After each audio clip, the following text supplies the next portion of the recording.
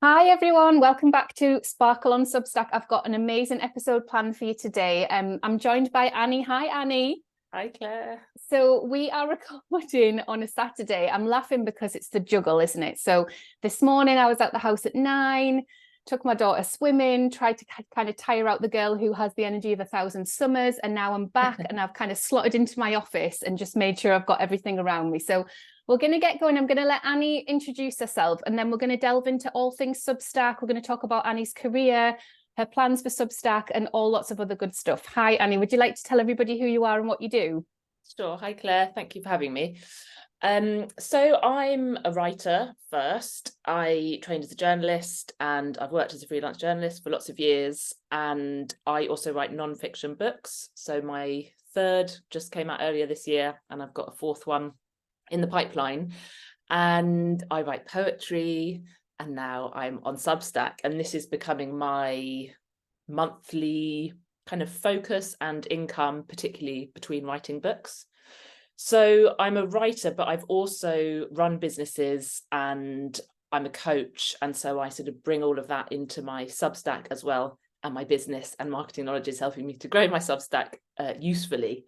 So I feel like I'm a writer first, and that's the main bulk of my work, but also coach, entrepreneur as Love well. it. Thank you. And there's such a weird set of coincidences that have brought me to invite you to record, because in the summer we were down house sitting in Plymouth for some friends as they were on holiday.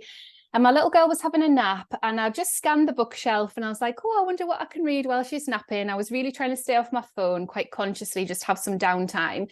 And there was your first book. And I was like, Ah. this is interesting. This looks really cool. And I was trying to think back, like, have I seen this stuff before? Like, have I connected to it online? Because the online, especially on Instagram, just got really, really busy for me. And I was like, maybe I've seen this stuff, but maybe it was with my first child, So I delved straight in, and like I read the whole thing from cover to cover. I was like dipping in and out, and I was like, actually, I'm just going to start and read Annie's story. So I was really, really pleased to have found that book and to have connected to it. And I was like, damn, like I didn't have this when I had my first child. This would have been so, so useful. So I'd love to know a little bit about what brought you to writing that book. Obviously, there was so much wisdom in it. There was so much cheerleading and hand-holding and very like practical advice around how much to charge and kind of working through all of those blocks that we sometimes have. And I'm really passionate about people's process. I'm just quite geeky about creative process. So I'd love to know if you could tell everybody a little bit more about how that felt and how you got started and how you got it finished as well with your first. Yeah, so when I became pregnant with my first baby in 2013, I was working as a copywriter for a big tech company, very male company, and they told me when they discovered that I was pregnant in a meeting that I was going to lose my job as soon as I left to have my baby. The contract would be terminated, and that was it. No maternity pay or cover. And I was in shock. And also we didn't have amazing organizations like Pregnant Then Screwed telling us that this is illegal. And so I panicked. I said, if they weren't going to give me any maternity pay, they needed to double my day rate, which they did. And so I saved up a bunch of money for my maternity leave, but didn't know what my future career was going to look like. Then I had my baby, and actually I was really grateful that I didn't have to return to my corporate copywriting job because I just wanted to be with her. So I was living with my parents for a while with my baby, and I was sat at the kitchen table sort of looking on Google for jobs you can do from home, and was thinking about doing transcription because pre-AI it was all done by humans. And I started looking into all different jobs I could do from home. And then I was like, well, actually, I'm a journalist. That's what I trained in. I'd done bits of freelance journalism. So I thought I would break into that world, make a more concerted effort to do it properly. I'd ended up in copywriting because it paid really well and I needed to be earning money. And so I started to look into journalism. I did get briefly a job on an online magazine a couple of days a week, and my parents would have my daughter one day. My sister had her the other day, and it was all really lovely. But when that magazine folded, I was a bit fed up with things folding around me, or me being told I didn't have a job anymore. And so I decided to launch my own online platform which was called The Early Hour. And it was designed for parents who, like me, had young children, babies, and were up early in the morning and wanted something interesting to read. So I'd publish an article at 5 a.m. every morning, and it might be an interview with like a working mum or dad, or it might be an article about something motherhood related, and then there was lots of culture and lifestyle stuff. So it wasn't just with a parenting focus. And that platform grew really quickly, and I'd share all the articles on Facebook and then Instagram. And back then, more people would see the things that you put out. It wasn't, the algorithm wasn't so selective, and you didn't pay for ads to get your content out there.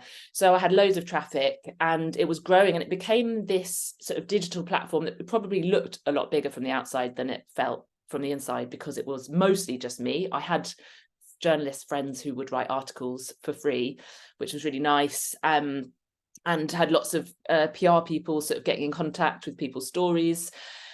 But I never properly monetized it. I did a business course through the Prince's Trust, and it was amazing, and they taught me to see myself as a business owner, not as a mum with a little hobby on the side, this, you know, website hobby. And I went through a kind of Dragon's Den style presentation with them, where they would decide if my business was viable, and I'd written this whole business plan. They said it was, and I went through, but I never managed to properly monetize it as I'd planned. I had little bits of money from sponsorship and ads and things like that, but I couldn't live off it, and I was working so hard on it. And I had my daughter was 1 when I started The Early Hour. And then when she turned 2, I was pregnant with my second baby. So soon I had 2 young kids at home. I was running this sort of platform business that wasn't bringing enough money. I was feeling really stressed. But I then got a contract to work as a copywriter for a well-being app that I kind of co-founded. And so then I had money coming in. I stepped back a little bit from The Early Hour, and then suddenly I got this book deal because I knew someone who knew someone. I had a new friend, she knew someone in publishing, and I was like, do you think she'd be interested in me writing a book? And my original book idea was about parenting around the world or something quite vague and general, but because I'd interviewed all these different parents in very different life and family dynamics and situations, I thought it would make an interesting book to tell some of these stories. And she did like the idea, but the rest of the publishing house didn't. But she came back to me 6 months later, and she said, what is interesting is that you're freelancing around your kids, and you're managing to grow this business, do this work from home in this really flexible way. Could you write a book on that? And so I said I would, and then I started writing it, and then we decided it would be called The Freelance Mum, because I felt that the juggle was different for the mother often than the father. It certainly was in our home. My husband was out at work as a builder 9 to 5 every day, and I was at home doing everything during those hours with the kids. I was up more in the night. I took on a lot more of the parenting in the early years, and my work had to flex around that. So I wrote a book which would help other women who wanted to keep their foot in the door of their existing career, or to take whatever work they were doing where they were employed pre-kids and turn it into a freelance career. And so it was a guide to doing that with an understanding of the challenges we face as mothers trying to look after young kids and work while we're tired and everything else. But that book, that came out, I think it was 2019. Feels like quite a long time ago. Was that right? Yeah, 2019. And then I'd had another baby by then, or I was pregnant with my third baby.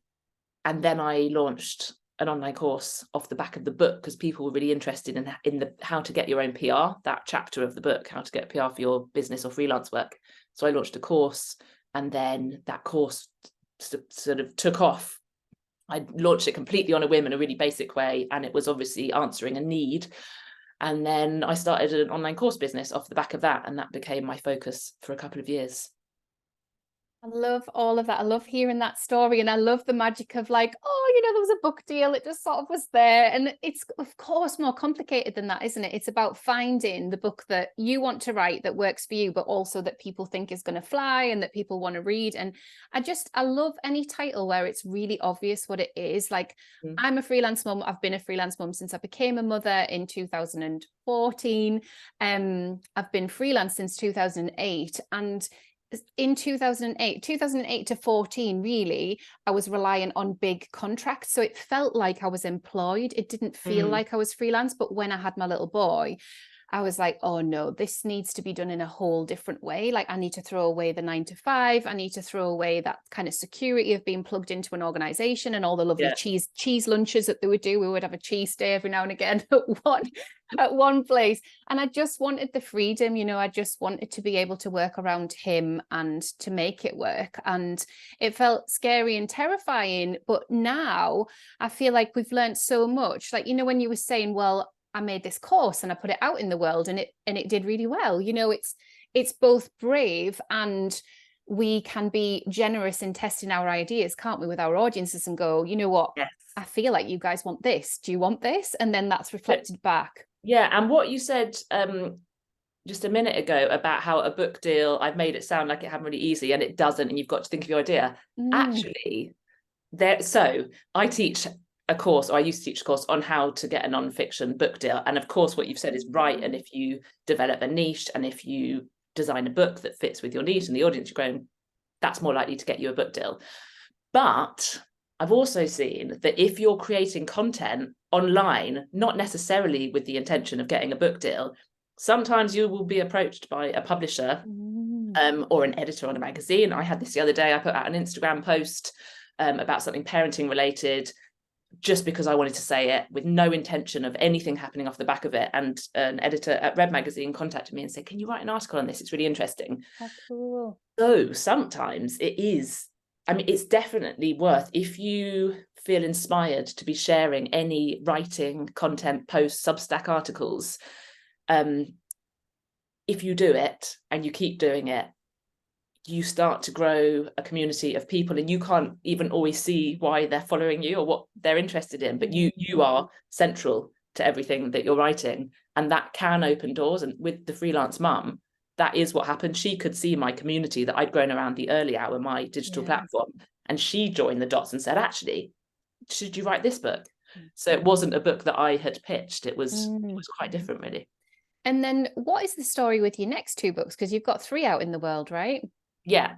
So the next one, I then wanted, so there's a chapter in The Freelance Mum on confidence, because I felt weirdly more confident after I had my baby. I suddenly felt really empowered and like I could just go out in the world and do anything. Maybe it was giving birth and becoming a mum, and I'd always wanted that. And suddenly I just felt really like I'm going to try and do whatever I want to do. Also, I love that. I could say so much to that. I do think there's a real empowerment sometimes, isn't there? Like you say, going through the birth portal, and then also having the responsibility of this tiny little human, and seeing ourselves in that, and seeing where we've grown and come from since we were just babies, and kind of striding out in the world. There's a bravery for sure that comes, maybe some of it's hormonal, and this won't be every mother's experience, but it definitely was my experience, but in both times, both times I've given birth.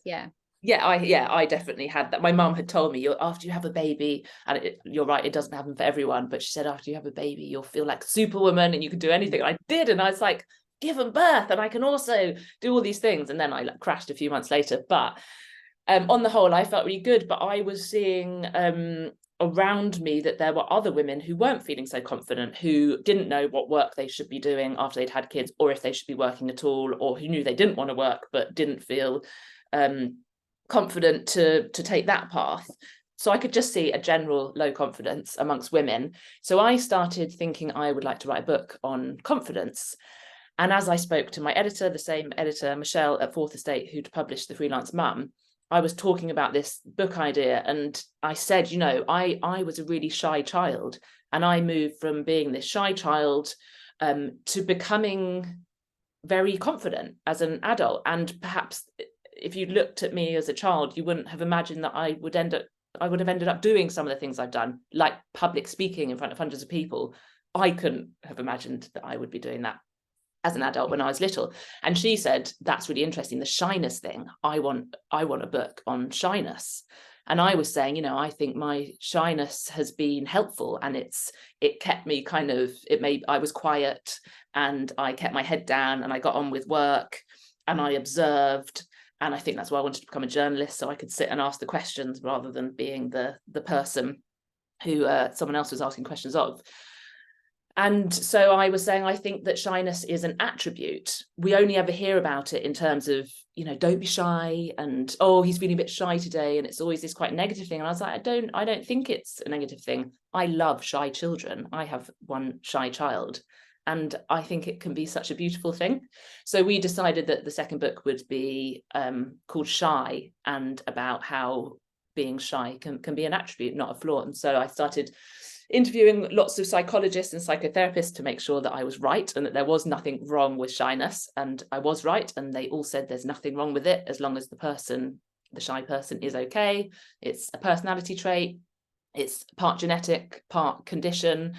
And that they agreed that it can make you quite socially clever, because the shy child and the shy adult will sit back and observe a social dynamic, whether that's at school or in a new job that you're going into. And then you work out what the hierarchy is and where you might fit in, and you sort of edge in at the right place, rather than sort of going in this very outgoing, extroverted way and possibly making the wrong decision. And so I wrote a book to help other people, adults, and there's a bit on childhood shyness, who are shy, to see that it can be, superpower's a bit overused as a term now, but I think that it can be something really beautiful to work with, rather than something that you necessarily need to overcome. Super fascinating. I love that. I definitely want to read that book. I've been on a real journey with understanding some of the people that I know in real life that might describe themselves as shy. And in the early days of blogging, I was fascinated with their blogs. I was like, look at all of this that they've got to say, but knowing them in real life, they tended to be quite quiet. So oh, interesting. yeah. The So there's online world is just them finding their voice and yeah.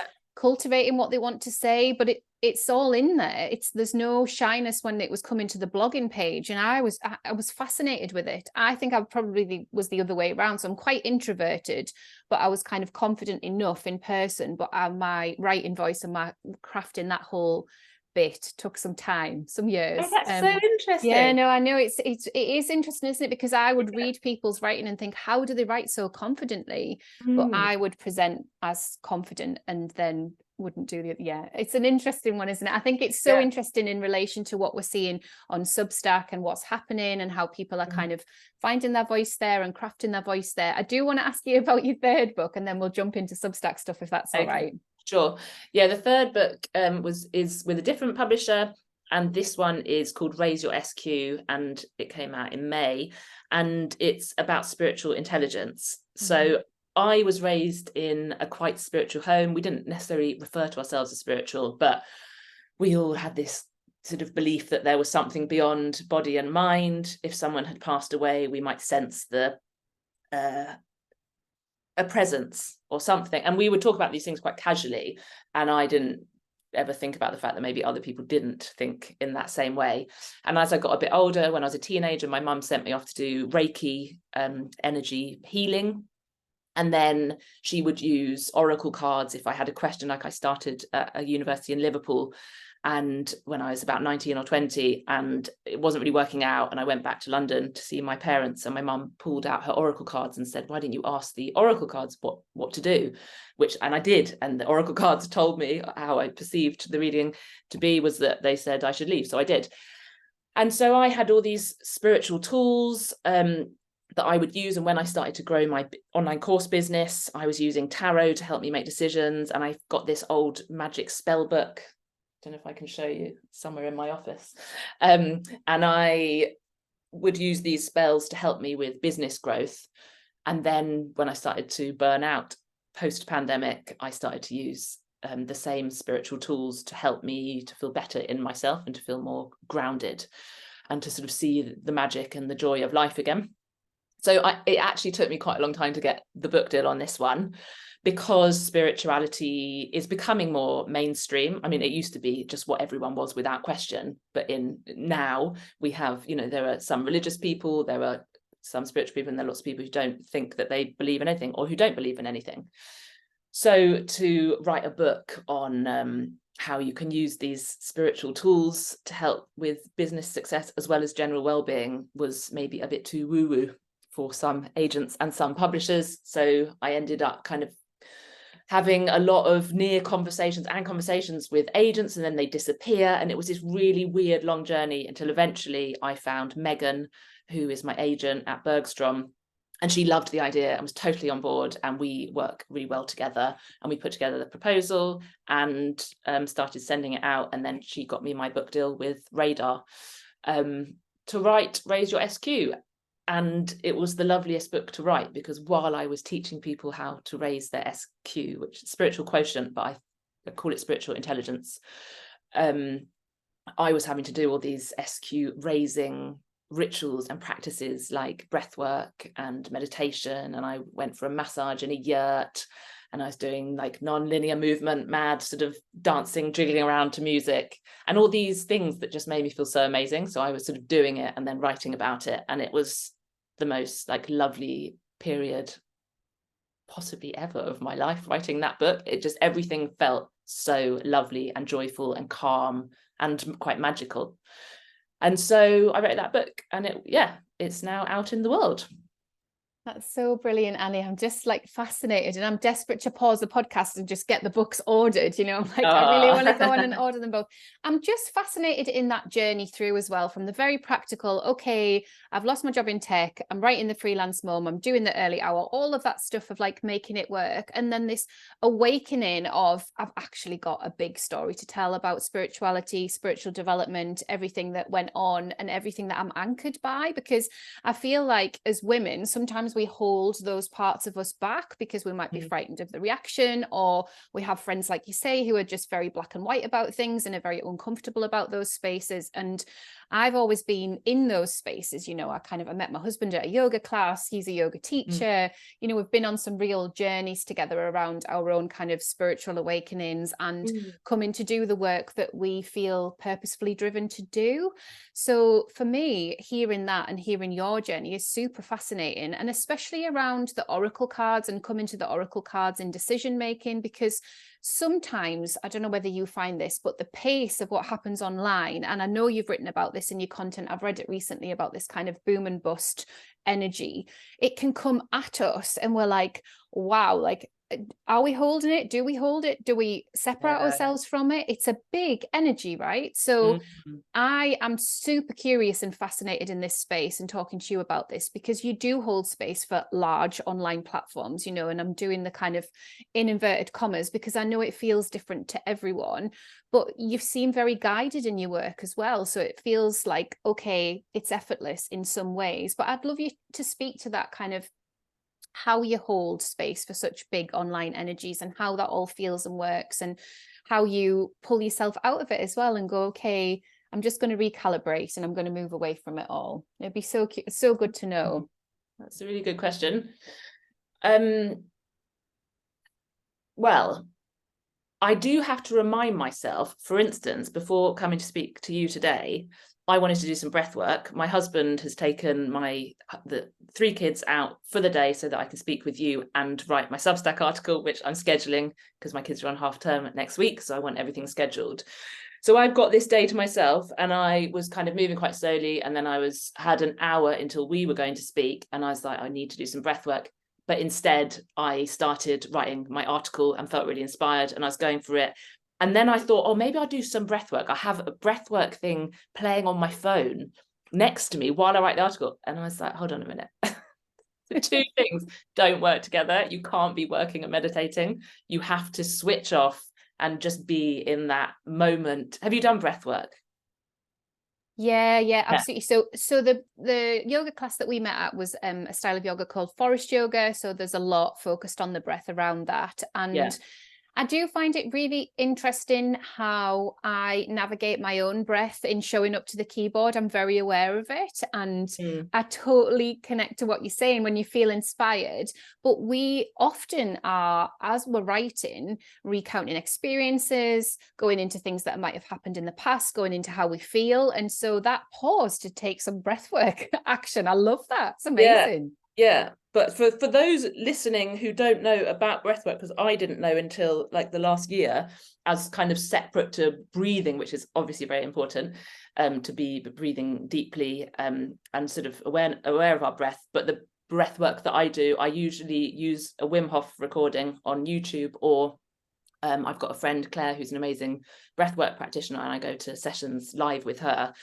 And it's like the most incredible meditation when you go in and you're just focusing on your breath, and then I feel my body like tingling and just filling with this energy, and it feels like such a good gateway for someone who feels they're not spiritual, like my husband, it was like, I'm not spiritual, and then he did a breathwork session with Claire, my friend, and his whole body was tingling, and he was like having these amazing thoughts and ideas, and he came out of it and said, actually, maybe I am a bit spiritual. So I think that's a really good practice for anyone who is curious about spirituality.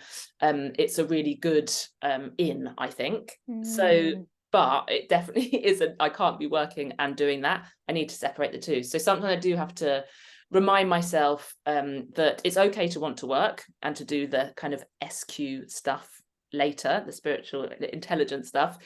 But also sometimes if I'm feeling really stressed and really indecisive, and I mostly do feel confident and decisive with my writing and with what I put out on Substack and Instagram.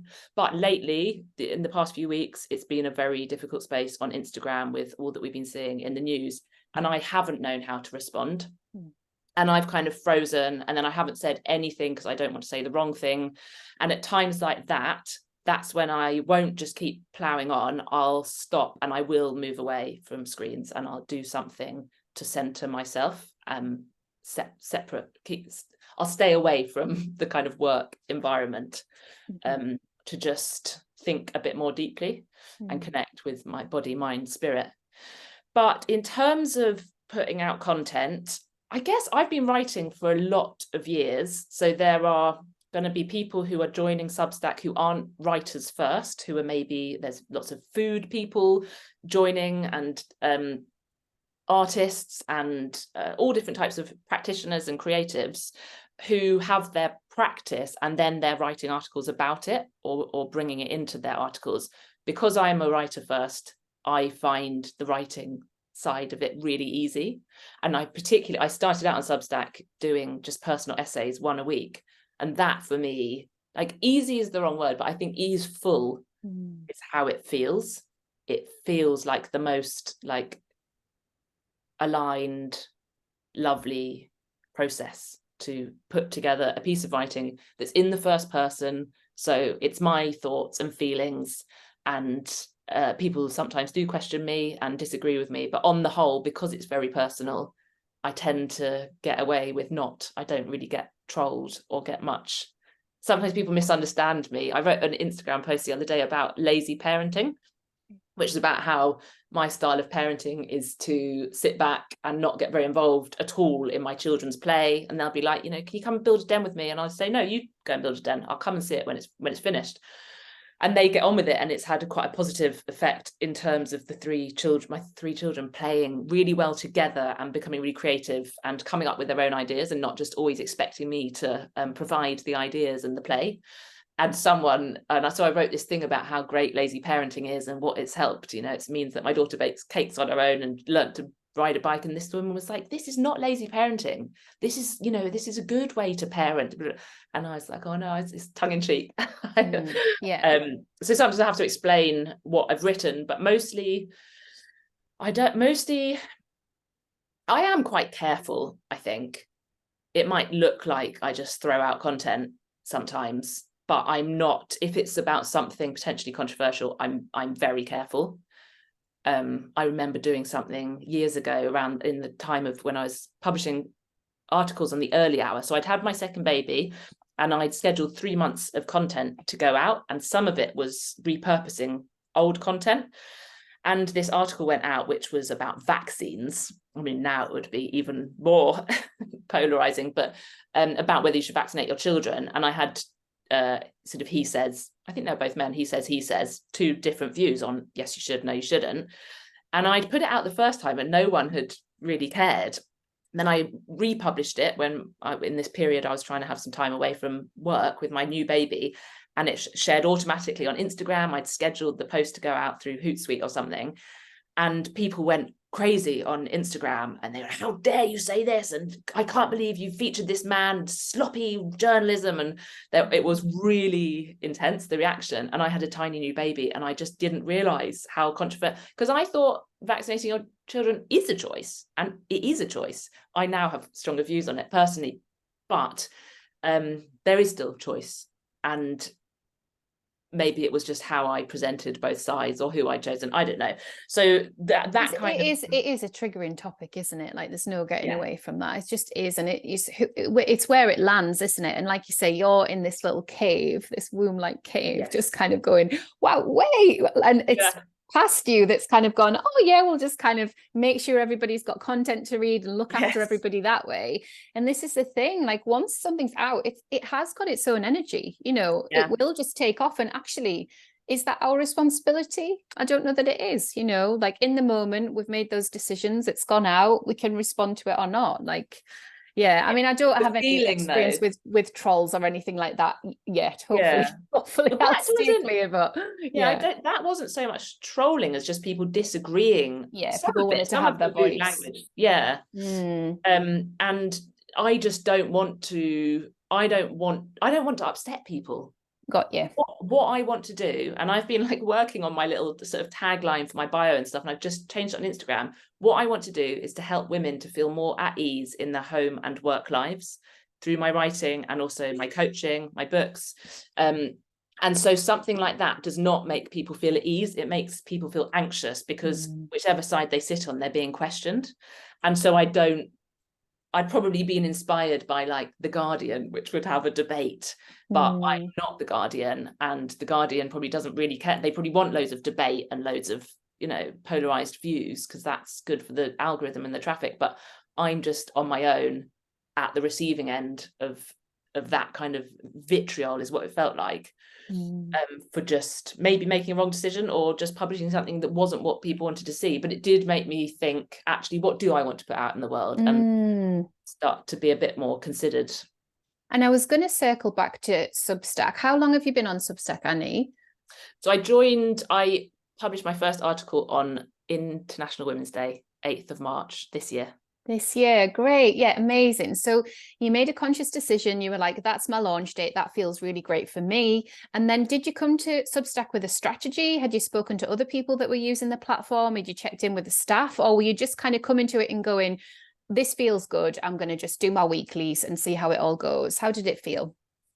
So I'd had a period where I left London, where I'm from, moved to Somerset with my family, and I'd stepped away from running my online courses, and I was doing bits of poetry. I was selling poetry books on a market stall, and had this quite nice time. But I love the online content side of my work, and when I was running my online course business, I loved that it sort of grew quickly financially. It was a really good space to be in.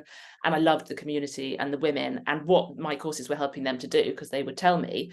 But I just wasn't writing very much. And so I tried writing poetry, and I gave myself a year to just be a poet and see if I could earn a living from it. And I could, but it started to make me, trying to earn my living solely from poetry made me feel like I didn't want to write so much poetry. So it sort of zapped my creativity a bit. So then I thought, well, I love online content. It's what I've been doing for years. I've been blogging since like 2008. Always I've had some kind of blog or digital content going out. And I started to hear about Substack, and some journalist friends were on there. And then I phoned my friend Rosamond, who has a Substack, Rosamond Dean, who does Well, which is a really good well-being Substack. And I said, what's the deal with Substack? How does it work? Is it good? Do you ever run out of ideas? Does it feel like lots of pressure?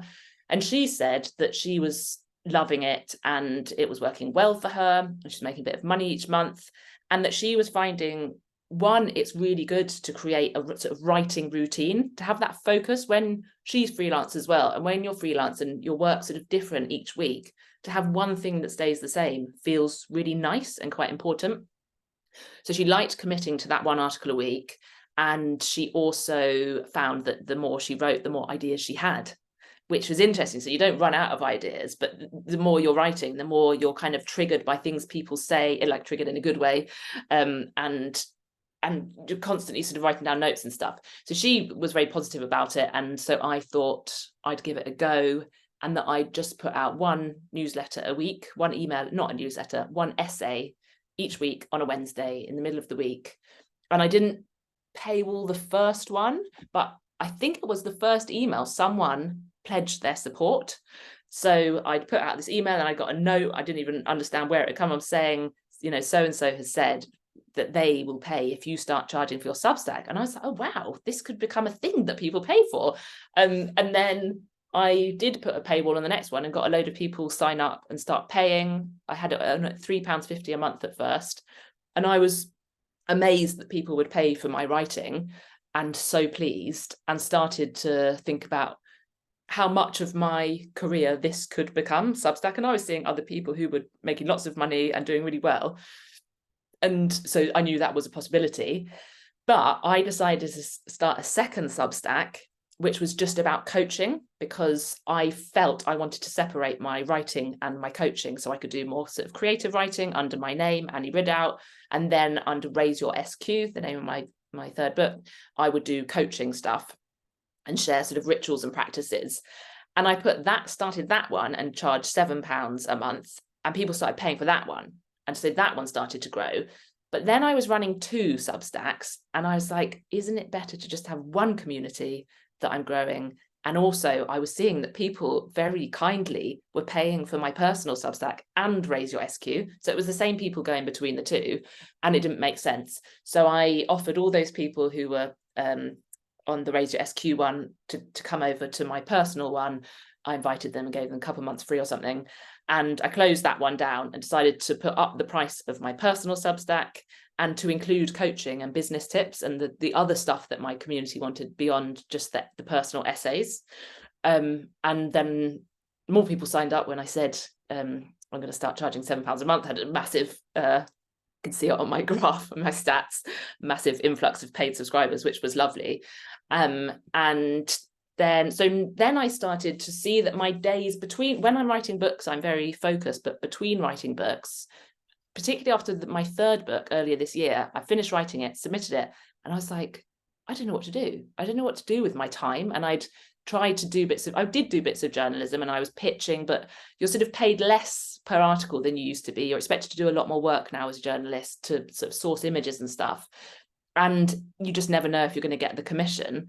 So I wanted to be writing regularly, getting my ideas out there and published, which you can pitch a really good article idea, and then it never, or what's something you think is a really good idea, and it never gets picked up, and then it sort of disappears as a freelance journalist. Whereas with Substack, if you have a really good idea, you get to publish it as soon as you're ready to, with all that like good energy around it. And then you will get people who want to pay to read it. It's such an incredible like model for writers. So I then started putting out my Wednesday personal essay on Substack, as well as a Monday kind of business coachy email. And then I launched a podcast on Substack called Home, which felt a bit like off topic compared to some of my other stuff, but it's about the fact that I left London for Somerset and I'm trying to create a sense of home and belonging here. And I wanted to interview other women to understand how other people, it's all been women so far. In fact, it is only going to be women except one man, which is going to be my husband. But I wanted to understand how other people who are living somewhere different to where they were born and raised create a sense of home and belonging. And I love doing the podcast, and that's created another focus in my week where every Tuesday I interview someone for the podcast, and it goes out on a Friday. So I'm now putting out 3 emails a week, 1 podcast, 1 essay, and 1 sort of coaching business article. And also I'm teaching people how to start and grow their own Substack, which has been quite popular. Yeah, I mean, it's just so much, Annie. It's amazing to hear how you bravely decided, okay, this is one community. I see that really clearly. And I get asked this question a lot. I've done a lot of Substack one-to-ones. I don't do them anymore. Everything's on Sparkle now. I just want to focus everything in that community. So yeah, people do often get confused around the different parts of themselves and how they can hold it and honor the fact that they want to show up in this specific niche or this specific topic about themselves. And then they get confused around, but does the audience want that? I don't want to upset them. I don't want them to be kind of put off by this, but people who have found a way to hold space for all of those strands for themselves are having the best time. And then the others, you know, they work through it. And I do think there is this phase of just working through it, of trying it, working it out, speaking with your audience for the first time. For me, I would say, I mean, I've got an audience on Instagram, but it's small. So I felt I could speak to them. But then I pivoted and did a year-long project called Creativity Island for mums on my maternity leave. So it was very much mother focused. And then I lost a load of people, obviously, because it kind of went niche and then broadened out again. But yeah, I feel like we can really speak to our communities on Substack and say, this is where we're headed. This is what I'm thinking. This is what I'm doing. We can check. We can even check kind of days of the week. How's this feeling?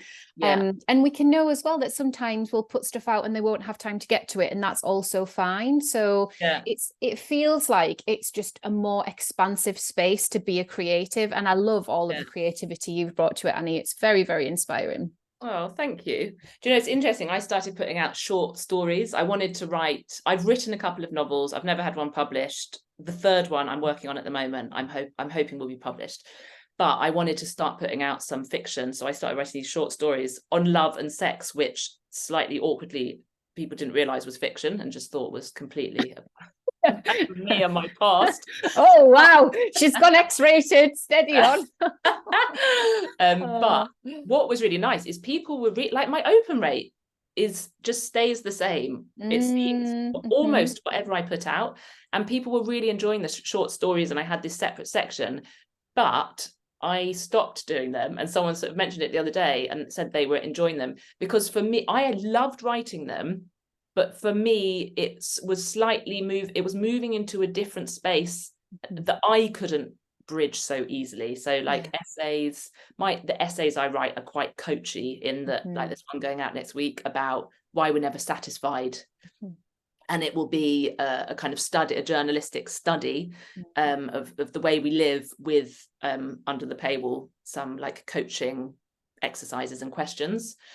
And yeah, I could bridge everything else, and I did have a lot of time feeling really indecisive and sort of asking people on Substack, what do you think? Can I do this? And I didn't always get the response that I want. I didn't really get much of a response, actually. I think everyone says do what you're doing, whatever. Like, who cares? It's like you do the polls and you're like, okay, 2 people have said that. Like, do I hone in on that? I haven't done a poll. I did email all my paid subscribers and said, you know, is this working for you? Let me know if there's anything you want me to write about. And a few people responded, but not many. So I just thought I'm just going to carry on doing what I want, and I might go back to doing some short stories. But at the moment, what I'm doing feels all links up quite neatly in my head, and I need everything to feel like it's linking up. That's the thing, isn't it? And because I've transitioned away from 1 publication into 3, and it's a complicated story, but it works for me.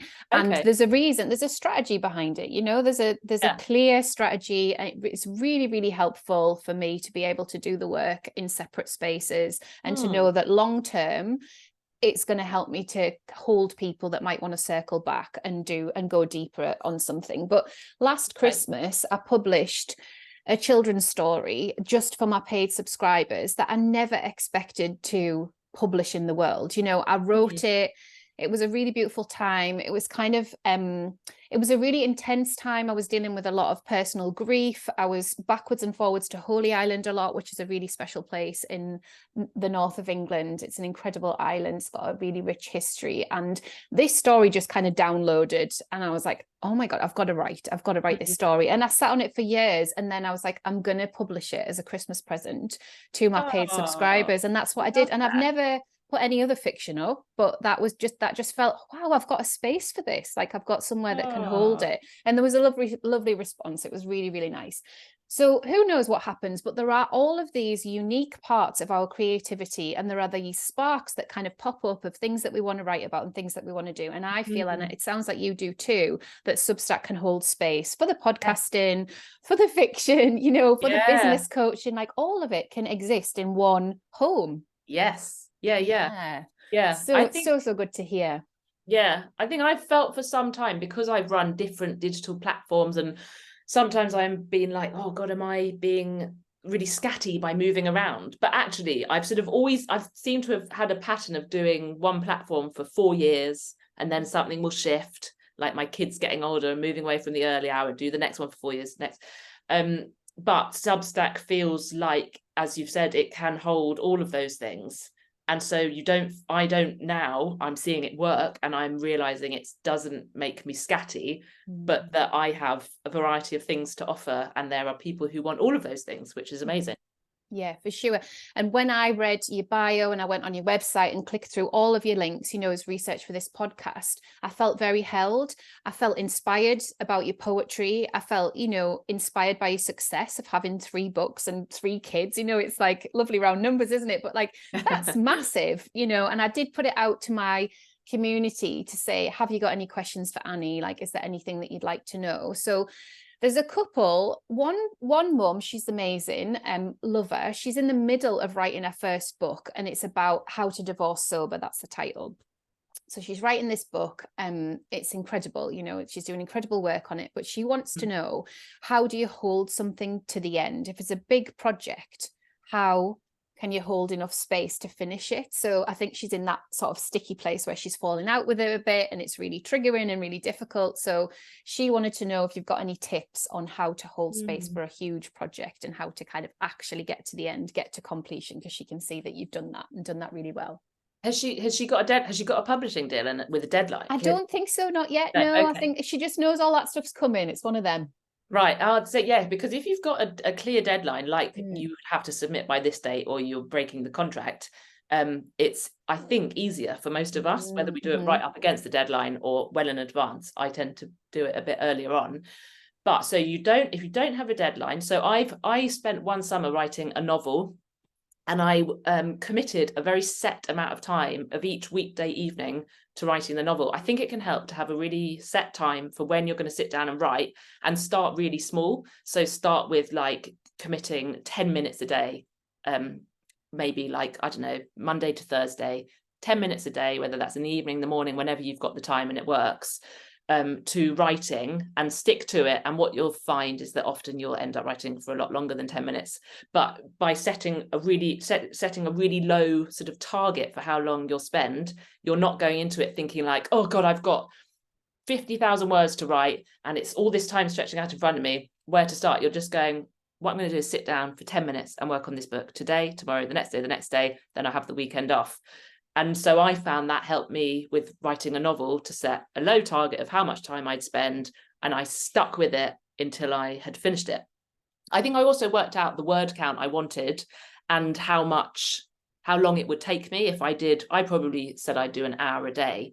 If I did an hour a day, if in an hour I can write 3,000 words, then how many days will it take me?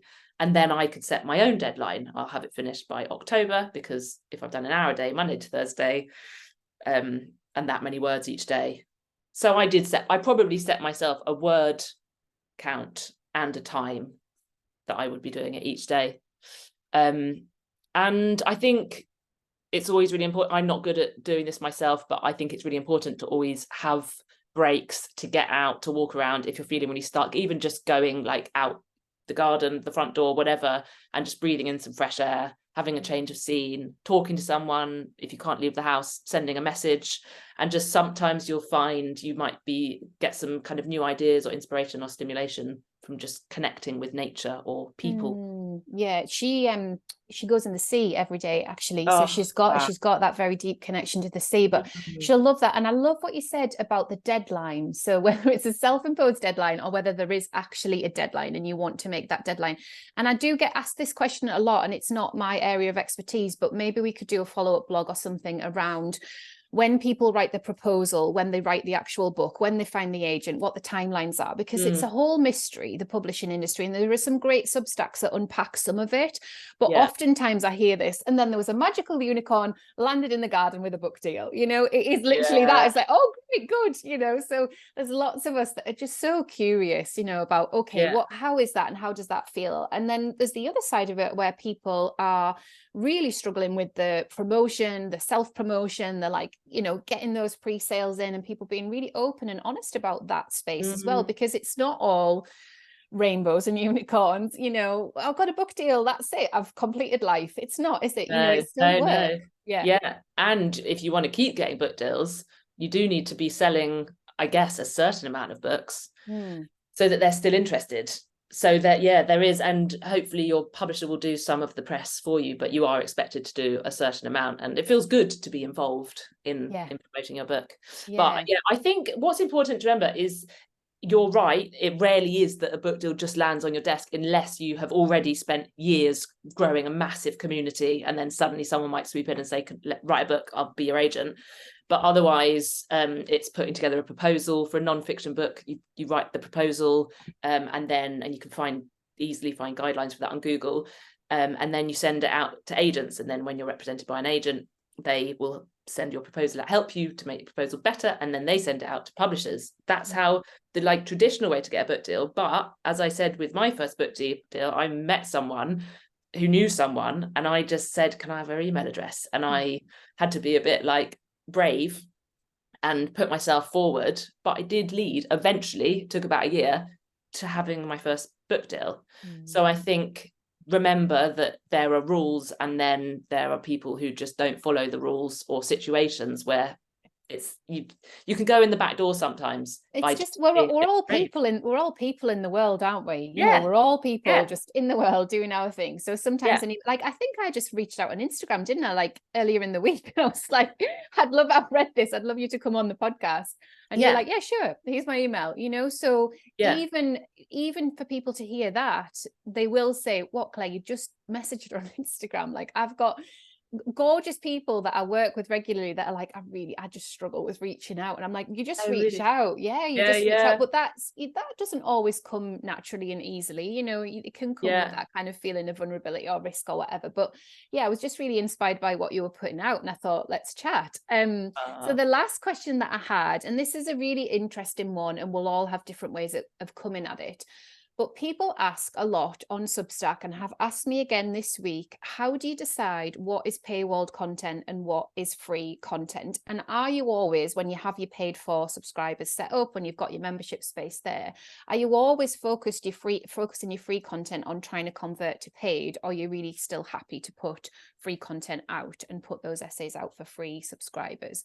How are you serving both, and how do you decide, okay, this is a paid for piece, a paywalled piece, this is a free piece? So if I do put out a free piece, it's not with the intention of getting paid subscribers, it's with the intention of getting more new subscribers. So I'll put in share buttons in the hope that people, if it's free and open, people might share it. If it's paywalled, people won't share it because the next person has to pay to read it. I don't think they will share it anyway. So I will put out a piece that I think will be like something quite juicy or interesting that people will want to read, will hopefully share, and I can grow my community, and then a proportion of those people who join might then want to pay to become a part of the whole community. At the moment, I'm paywalling all of my articles, nearly all of them. I go through stages. If I'm in a bit of a fear stage, then I will put out more free stuff, thinking I need to keep growing the community. Am I pissing off the existing community? Because I've got thousands of subscribers and hundreds of paid subscribers. So there's a lot of people who are staying but aren't paying. So then I'll put out lots of free stuff, but then I'll see that I'm not getting any paid subscribers when I'm putting out free stuff, because people don't tend to volunteer with my Substack to pay. And then I start putting the paywall stuff and I get paid subscribers again. So I was like, well, maybe. And then, do you know Clover Stroud? Do you know Clover Stroud, the author? I interviewed her for my podcast the other day, and she said to me, she's going to start a Substack. And she said, do you know what? It's all going to be paid for because I'm a writer and I need to be paid. And it really sort of sparked something in me. And I was like, oh yeah, I've spent years putting out free content on Instagram, on the Early Hour, through my online course platform. I've had all these platforms and I've written so much stuff that's gone out for free. And maybe now it's okay to have a time where it's all behind a paywall. I love that. Yeah, I've been chatting to Clover quite a bit actually, and this whole space of being paid for your work and what you are able to craft and create and hold in us readers as professional writers is valuable. You know, it's really, really valuable. And I do see writers that just go, right, that's it now, everything's paywalled. And then they might take the paywall off for like a weekend or something. You know, there's lots of strategy around that. And I do think it's super interesting. That's a good idea. Yeah, it's a really good idea. No. Yeah, you know, another one I know. So there's so many different ways to approach it, isn't there? And I think for the people who are wondering between paid and free, I think you really have to just feel into your intuition and what feels right. And you have to work through all those blocks of vulnerability and all of those creative blocks and all of those comparison blocks. And they're going to crop up again and again. But if you know what you're doing and what you're putting out feels good, and you're serving your free, I mean, they're not really free either. They're giving us their time, you know, they're beautiful people in the world that our work's landing with. We're all just coming to it from different places, aren't we? It was so interesting to hear. But you know, something that actually worked really well for me at the start, which I'm now going back to, I've just remembered as you've been talking, is what I was doing at the start was I would write a personal story, personal essay, and then I'd have a paywall. So they get a lot, and anyone subscribed would get a lot of this whole story. Then at the bottom I'd say one way to work through this, if this is something you're experiencing, is, and then under the paywall I put coaching questions. So it was a way to invite people in to the community, to the story, but the coaching bit was the bit that at that time I felt more comfortable charging for, because coaching is very much my job, whereas writing is my hobby and love and passion as well as my job.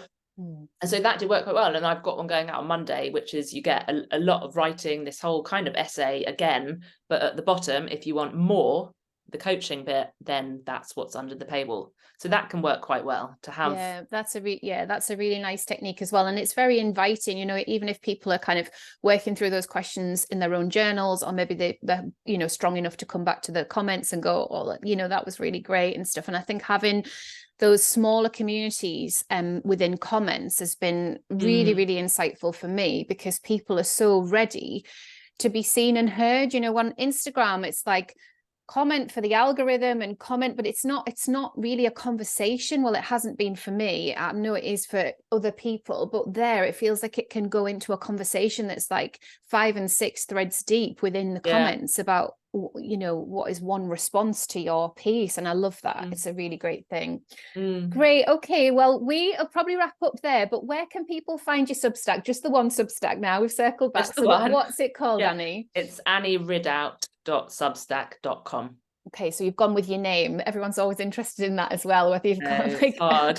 Yeah, it's hard to know, isn't it? Yeah, I get asked that question a lot. So you can find Annie on Substack and on Instagram. You're very active on Instagram as well, aren't you? So people can kind of follow along with what you're doing and work that all out. And if you want to join Annie's community, it sounds like she offers a lot behind the paywall. So that sounds a really generous space to be part of. So thanks again, Annie, for chatting today. It's been so lovely to get to know you. And we'll talk again soon. Thank you so much for having me.